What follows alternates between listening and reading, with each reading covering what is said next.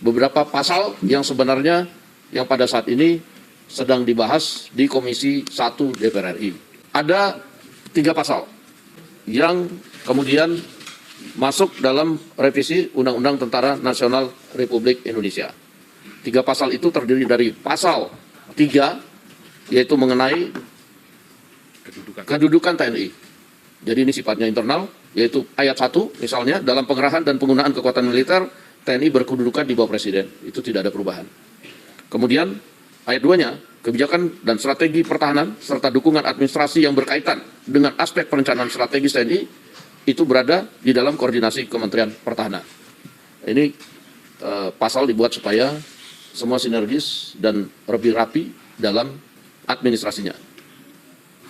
Kemudian pasal 53 itu tentang usia pensiun yang mengacu pada undang-undang institusi lain.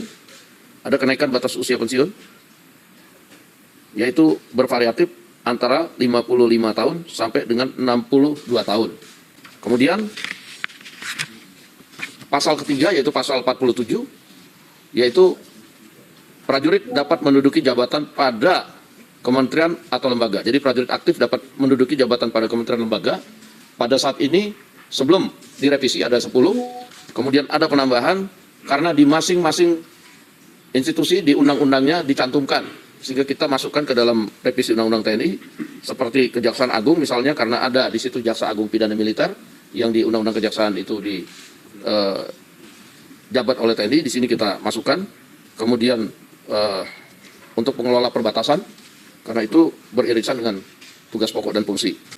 Kemudian selain itu pada pasal 47 ayat 2, selain menduduki jabatan pada kementerian atau lembaga sebagai pada mana dimaksud pada ayat 1 yang tadi saya sudah terangkan, prajurit dapat menduduki jabatan sipil lainnya setelah mengundurkan diri atau pensiun dari dinas aktif keprajuritan. Jadi dalam revisi Undang-Undang TNI itu hanya ada 3 pasal, yaitu pasal 3, pasal 53, dan pasal 47.